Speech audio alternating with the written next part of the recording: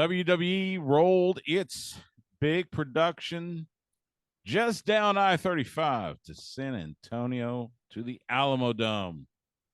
Been there many times for Lake Travis football. Been there for a Royal Rumble 2017. I haven't been there for UTSA yet. But this past Saturday, they brought in the Royal Rumble. And as we heard 1,000 million times during the broadcast, kicking off the road to WrestleMania.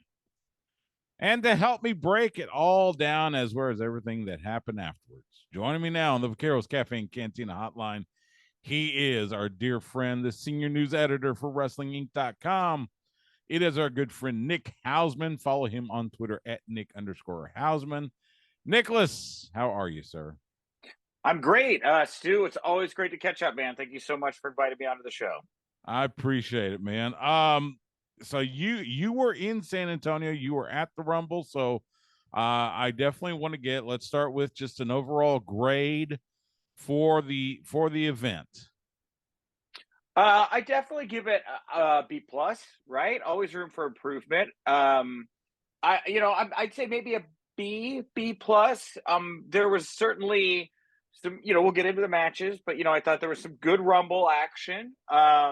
Main event was certainly something, but there were moments that I think even people in the know would acknowledge certainly didn't have everybody on their feet and at attention. And so for that reason, I'll give it a B plus. Nothing that I really thought sunk the ship, but definitely some higher points than other points. And that's pretty much how I felt about it. Definitely a solid B, probably a B plus. Let's start. We got to start with what made all the news, and that's the main event, or should we say what happened after the main event. Roman Reigns, Kevin Owens for the undisputed Universal Thingamajiggy Championship, 2 belts, whatever. The match itself, it was good. Some brutality for sure. Hard hitting. Roman Reigns gets the pin after Kevin Owens got the visual pinfall after the ref bump. But then it was what happened afterwards. When you had the bloodline come in and they start tearing up Kevin Owens and they handcuff him to the ropes. And you see the angst in Sami Zayn's face. And Roman grabs the chair and he's about to hit him, and Sami steps in front of him. Says it's beneath him, says, you don't have to do this. You're the tribal chief. And so Roman says, you're right. I don't have to do this. You have to do this. Hands Sami the chair. Sami, just as perplexed. This is dripping with drama. And as, he rears back and then whacks Roman Reigns in the back. It was the chair shot heard around the world, the pop for that. And you were there. So, but even on the broadcast on Peacock, it came across that was probably the loudest pop that we heard all night, and probably the loudest pop they've heard in quite some time. Give me the kind of the in-person what it was like to be there and to watch this bloodline drama that we have watched for the last 6-7 months culminate with that chair shot. Oh, Stu, you're never going to believe it. So we get to the press box the day of San Antonio, go to the Alamo Dome. I'm up there hour or so that press before box the show. Several times. I know it. Yeah. Beautiful press box, best chili dog I ever had. So anyway, I'm sitting there in the press box about halfway through.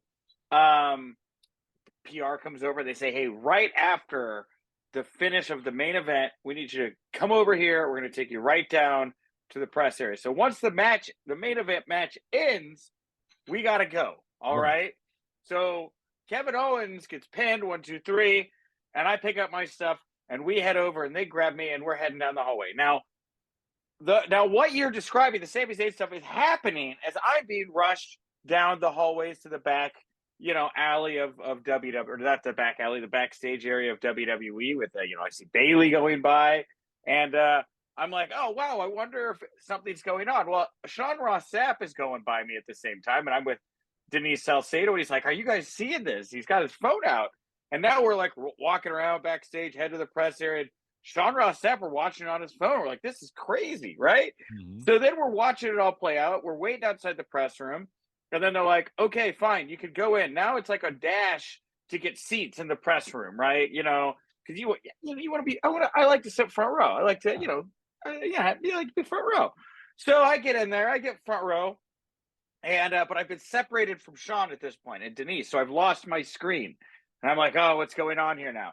Thank goodness Keith Greenberg, Keith Elliott Greenberg, from Inside the Ropes, was sitting over my shoulder. He leans over and he's like, Nick, I saw your Seth Rollins CM Punk video going around today. And I was like, oh, wow, that's wonderful. And he's got the phone. He's like, you want to watch? Boom. I'm back in it, Stu. Yeah. I'm sitting here. I'm front row in the press box area. I got Keith over my shoulder. He's showing me it. And we're all watching it in the press box. And we can't, or we're in the press conference room. We can't even hear what's going on in the stadium. And yeah, it was wild, dude. So that was my experience taking this all in. And it was crazy, man. We were all, we were all lost in it like everybody else. We were all strapped to our little phones in the press conference area. And boom, 5 minutes after that segment was over, Byron Saxton was starting the press conference. And I think Rhea Ripley went through the curtain. So it was very, very quick. I was very impressed, by the way. The way it was all handled was very, very impressive. I want. And kind of on that, kind of, so pull the curtain back a little bit. You and I've been in, Ring of Honor press conferences, AEW press conferences. WWE hasn't really done this until recently. Give me kind of just your what did you think of WWE doing a press conference after a pay-per-view? Kind of, again, knowing what we've done with AEW and Ring of Honor and such, just kind of get your impression of that. I thought it was, definitely a step forward with regards to WWE and the media. In general, they were really, really hands-on, a lot more hands-on they've been in the past this past weekend. A lot of events for us to cover. A lot of I got 14 different WWE superstar interviews, and at no point was I told talk about this, don't talk about that. That includes for the press conference. I had two questions in, one for Rhea Ripley about no men being in the NXT men being in the Royal Rumble, and then I got to share a moment with our mutual good personal friend Cody Rhodes there, asking him about his time away from the ring. I didn't get to ask a question of Triple H. A lot of people ask me, I've had a bunch of people ask me, do you think that they were like picking and choosing who got to ask Hunter questions and who didn't? Because, I'm known for asking, harder questions. It's my first one, right? It's my first one. I definitely say that I got to ask two questions. I thought they were good questions. Nobody else got to ask more than two questions. I'm still finding the flow of everything. I don't know if I was a victim of circumstance or whatever. I don't ever take it personally. I've been on a million of these kind of press events, and you just don't always get called on. But from my vantage point, it all seemed pretty on the level. And again, I never was told what I couldn't ask of anybody. And I think I was the only person that explicitly asked about WWE creative and a non-kayfabe way to Cody Rhodes. So I think that should at least show a bit about about what we can and can't ask, I guess, in these situations if you want to ask. Right, and I stayed up, I watched it, and it felt to me it was exactly what you said. They didn't really like limit on what you could ask. It was more of just a time factor. They didn't want to give they didn't want to keep each superstar out there for a long time. Kind of like what we're used to with Tony, and he has guys out there for 15, 20 minutes each. So it felt like it was a little bit truncated, but everybody still got to ask what they wanted. So dude, Stu, and I loved it, man. At the time, like boom, boom, boom, I liked it. This Yeah. was 45 minutes. It was all killer, largely all killer, no filler. I know that some people had, opinions about what questions didn't get asked. Give me more time, fellas. But it was. I like the pacing of it. There's really not a lot. If you've got a smart press pool that knows how to get in the right questions, there's really only so many questions that are needed coming out of an event like this, at least most of the time. So I'm really rooting for this format. I hope it keeps going, and I hope we do get to dig in and provide the fans out there with some great into the night insight with some great questions. That'd be wonderful. Absolutely, absolutely. So let's kind of look forward. Let's fantasy book a little bit.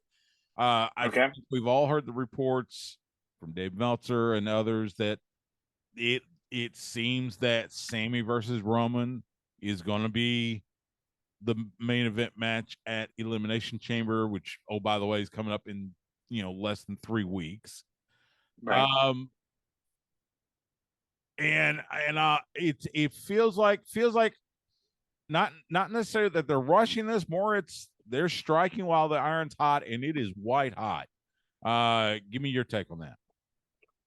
Yeah, I think it's definitely interesting, right? Sammy versus Roman, heads up, feels a little predictable to me, right? They're going to be in Canada. I don't think anybody really expects Roman to lose the title, so a chance, I guess, for Roman to pick up that last big keeping helping of heat on the way to WrestleMania to really make him somebody you want to see Cody Rhodes beat up. But part of me feels like we're going to get some kind of Daniel Bryan road to WrestleMania where this might wind up a triple threat by the time everything is said and done. And I don't know if that leads to a screwy finish with Roman and Sammy at the Chamber, or yeah, I just think that like a 6-man, they have such an obvious 6-man right now, with Sammy and KO and Jimmy, right? Is it Jimmy or Jay? Jay, no, Jay's Jay. with them. It was It's Jay. Jay. Yeah, Jay's with them. I apologies to Jay and Jimmy. But Jay, Kevin, and Sammy versus Jimmy, Solo, and Roman just seems so obvious, And if Sami Zayn can use his team to overcome the odds and beat their team and, earn a spot in there, if Cody sees it and wants to be the good guy that he is and maybe do something crazy, but I think the fans would love it. They want to see you in this match, Sami Zayn. I don't know. I think there could be something like that on the way to WrestleMania. That it sounds interesting. Cody winning the men's Royal Rumble match from number 30. So as we stand right now, it's Cody versus Roman at WrestleMania in SoFi Stadium in Los Angeles. Do you think, if assuming it is going to be Sammy versus Roman Elimination Chamber, is this being done a little bit to try to keep Cody as a big time fan favorite and to keep the fans from revolting on Cody? Possibly. I don't really know where Cody falls in all this. He's been so out of the picture. The fans seem to love him regardless. That's why I say he's like almost kind of got to out baby Sami Zayn a little bit here in some ways to keep himself involved. I'm not sure. I don't know. I'm just kind of letting Cody be Cody right now. I'm not really thinking too much about him, Well, and you're right. And again, he's been out for the last 8 months, coming back this past Saturday. I'll say this. There's a small piece of me that now that we've had the turn, I almost want like have something where you keep Sammy and Kevin out of the ring for a few weeks, kind of let that bubble, let Roman do his thing, and then again, kind of whether it's Elimination Chamber or maybe even sometime in March, then have Sammy and Kevin come back and then start setting up maybe Sammy and Kevin versus Usos for the tag titles or something like that. It almost feels like they should hold off, if for no other reason, let Sammy and Kevin sell the beatdowns that they got at the end of Royal Rumble. What do you think? Maybe. Maybe. I think the iron is way too hot to have those guys off of TV. Yeah. I just and with Jimmy and Jay, are the Usos even like aligned at the moment? Right? I mean, what a WrestleMania match that would be, like Jimmy versus Jay. What a moment for them that would be if it came to fruition like that. Right. But I don't know. I mean, I guess they are the tag team champions right now. You got to get the belts They off them at are. some point. Yeah. So You you have know? to address that too. Does the Solo step in for Jay? Is this going to be a ruse where Jay, has this, this struggle and eventually comes back around? Is, somehow they're going to have to address that because yes, Jimmy and Jay are still the tag champs. Yeah. I So mean, that's the thing is what I think I'm most enjoying about this situation we're in right now is it's fun to think about. There's a lot of different ways you can go. It's really a testament to the work they've done with these characters, where there are so many of them involved. I mean, we're talking 6 to 8, characters that people are really invested in here. I think I underestimate. I mean, I'm a huge Sami Zayn fan. I don't. I mean, my favorite personal wrestler. I think I underestimate how popular he is. You don't see him doing TV show crossovers. He did the Jackass thing with Johnny Knoxville, which was, he was on a couple red carpets, but he's not in Star Wars. He's not a crossover guy. And so I don't really see non-crossover stars always, I guess on that same way. Like I see more value in the Miz. I think sometimes even on a bad day than on a good Sami Zayn day. But this guy, every time he's been given the opportunity recently to go out there and do something powerful, he's taking advantage of it. The numbers don't lie. YouTube, merch, all that type of stuff. Anything's possible right now. And I think that's just what's really fun is just how exciting it is to think about all the possibilities you have in this situation. yeah, I agree. Kind of, related to that. You think back, you've been covering this for so long. I've been, we've both been watching WWE for years and years and years. Is the bloodline story what we have seen over the last 6 7 months? Would you rank that up among the best storylines that WWE has put out in years? Absolutely. I mean, how can you not? Right? I mean, this has been a thing that's been going on for 2 years. It seems like there's been every opportunity for things to slow, to stall, to become uninteresting, and at every opportunity, they put the right opponent with him. They put the right person in the stable. They've keep moving the parts around Roman. He's kind of stayed the same. Like I'm kind of bored with Roman, or I was getting bored with Roman, but even now we're seeing like a more desperate Roman. Like I've been waiting to see that, right? I mean, he's on the war. We're at war. That's what he told Solo Yeah. to end the Royal Rumble. I loved that, right? We're at war now. This guy's off the chain. He's not just slowly walking to the ring, sitting in the back, sipping some nice champagne, complaining about the creme fraiche and his caviar dish. This is a guy who's showing up ready to kick some ass again, right? And it's a far more interesting character. And they've just done a really good job of highs and lows, not just with the bloodline, but with Roman Reigns, which I think you could probably lump into the bloodline because it just started so early with him and Jimmy, right? Was he the With first Jimmy. one? And then Jay, because Yes. Jay was out. Yeah, Jay Jay was was out. injured. That's right. Yeah, yeah. So it all. I mean, it's been his whole run. It's been the whole thing. It's been great. It's been fascinating television. I agree with you. I've been trying to think back. It is hard to find a storyline that has been as captivating as this bloodline and Sami Zayn story has been. I mean, it's classic. It's classic pro wrestling. I can't wait. I can't wait, and yet I want to see it. I want to see it. Over the next couple months and maybe even afterwards. A couple of notes from the men's match.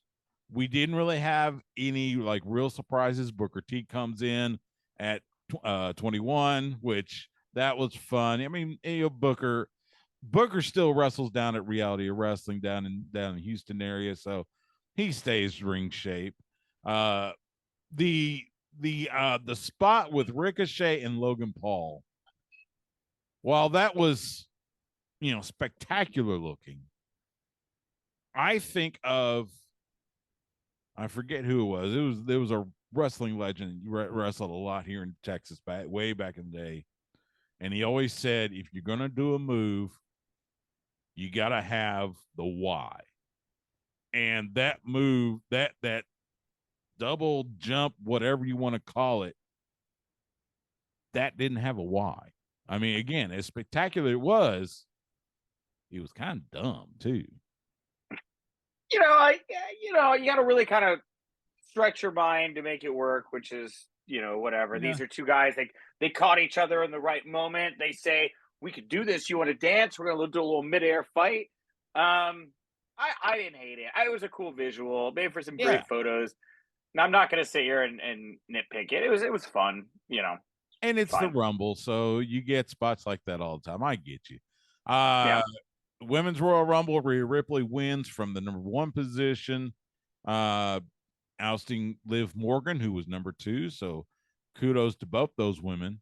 Where you didn't have an NXT presence in the men's match, you definitely had it in the women's match with Roxanne Perez, who's the current NXT Women's Champion. You also had Zoe Stark and Indy Hartwell. We got to see a return of Chelsea Green and Nia Jax, which I think Nia Jax had been rumored, but and we had heard Chelsea Green was heading to WWE, so it was good to see her. Give me your thoughts on the women's match. Asuka comes back and she's sporting her old Kana look, which was fantastic. We don't have Dewdrop anymore. It's back to Piper Niven. That was great.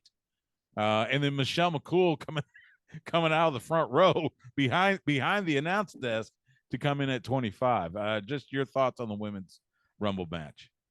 I thought it was really good. It was obviously they took a long time with the men's match. I kind of felt like the women were being rushed a little bit. There were a lot of big moments. But truthfully, I think that pitch black match that they did with Bray and LA Knight just killed the crowd, man. I mean, I'm going to go a little out of order here. No, that's fine. I was about to ask you about that one. The women's Rumble was suffering. I mean, we're talking 2 matches later. Like, the place went mild for LA Knight versus Bray Wyatt. It was like watching a commercial.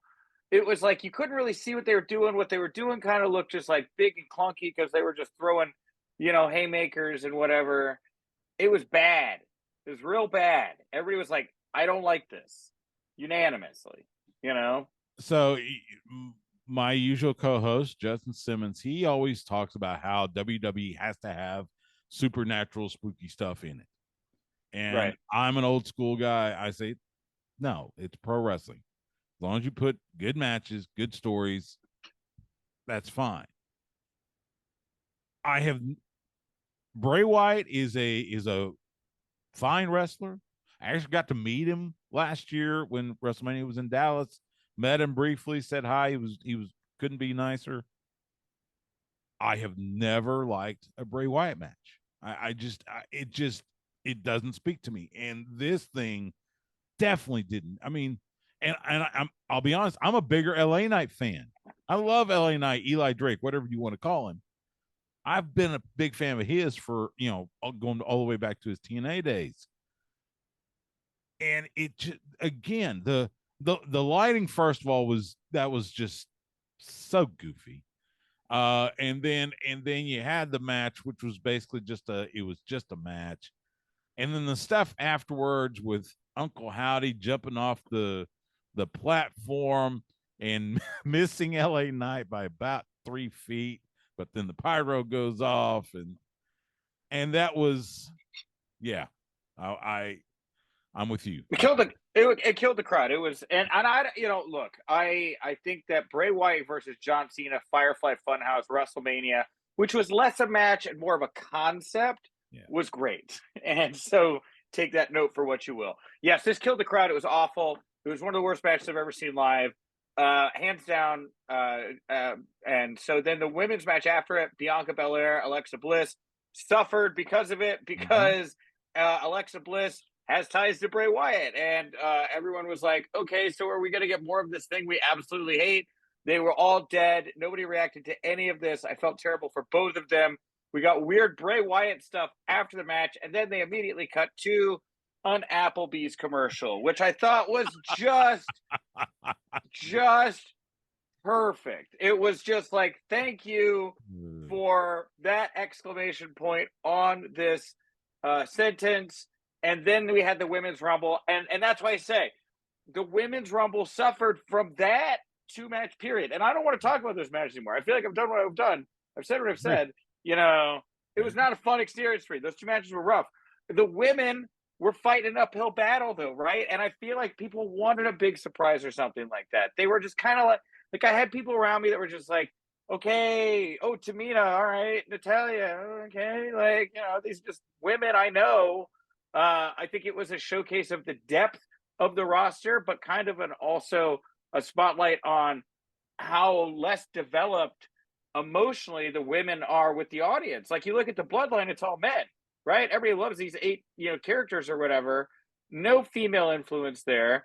What are those storylines that have really gotten fans invested in the women this past year to make this an interesting Rumble? And I think you got your answer. We got a lot of wrestlers that people like, not a lot of wrestlers that people are invested in. You know what I mean? That's just kind of my 2 cents in the Women's Rumble. Yeah, I get you.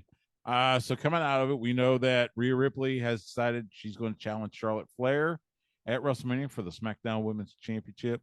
Sure. We know Cody. It's going to be Cody and Roman. The Elimination Chamber again coming up in less than 3 weeks. Men's match is going to be for the U.S. title, so it's Austin Theory. We already know it's going to be you got Seth Rollins, Johnny Gargano, and Bronson Reed in it. Got 2 more spots to fill. They'll be filled next week.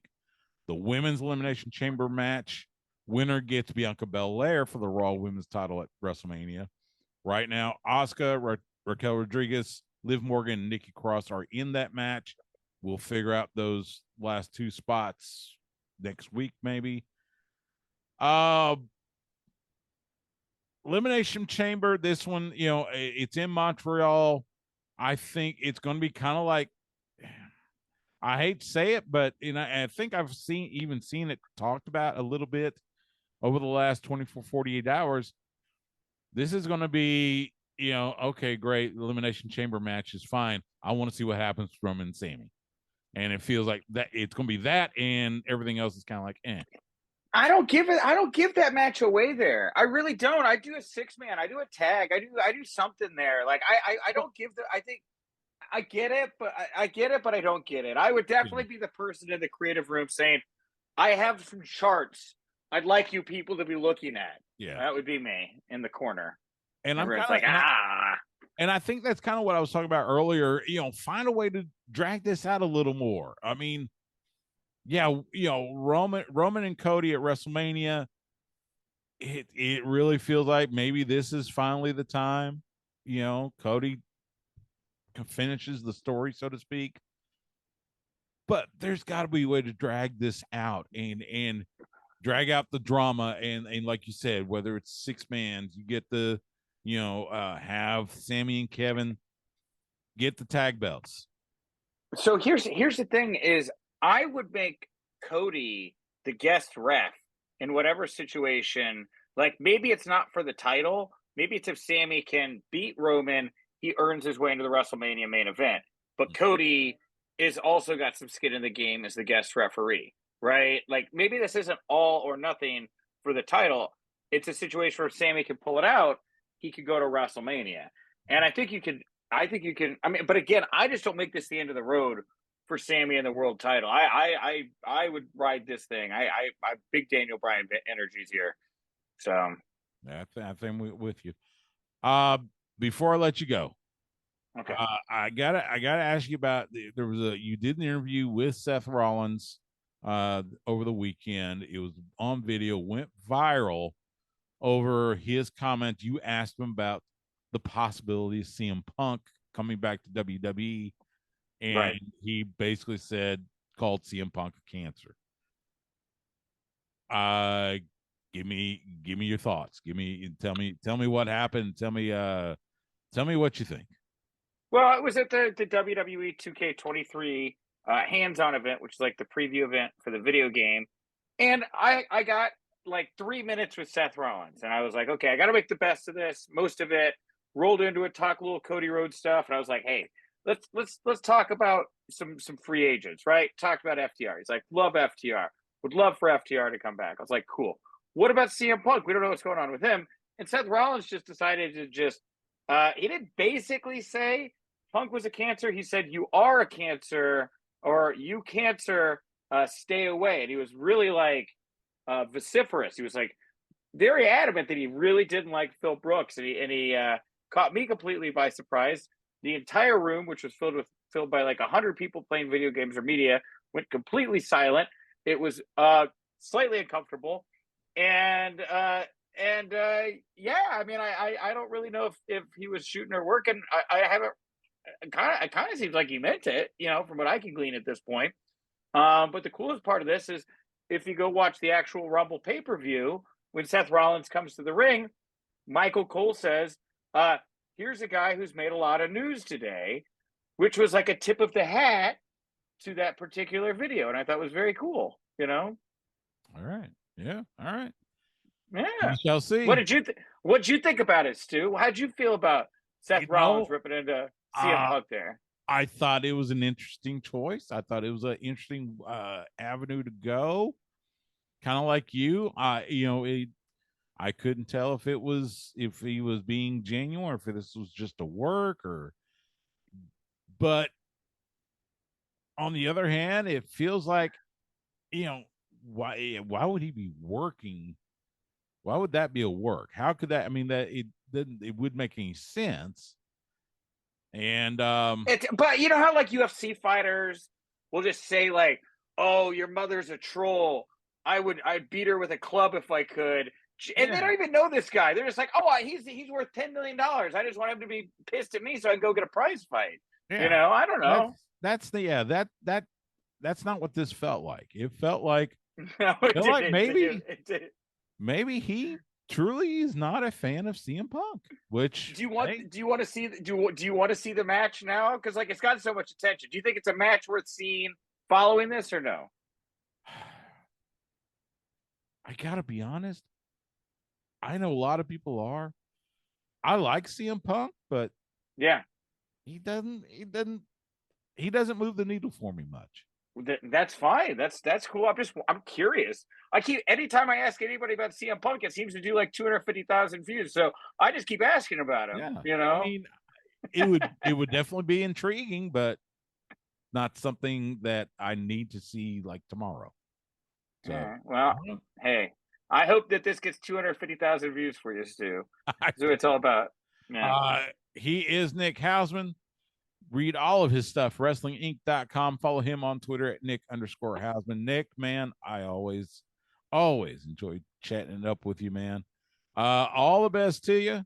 Look forward to seeing you. Hopefully we'll be sharing a press conference room somewhere, but all the best to you, and look forward to talking to you again soon. Thanks, Stu.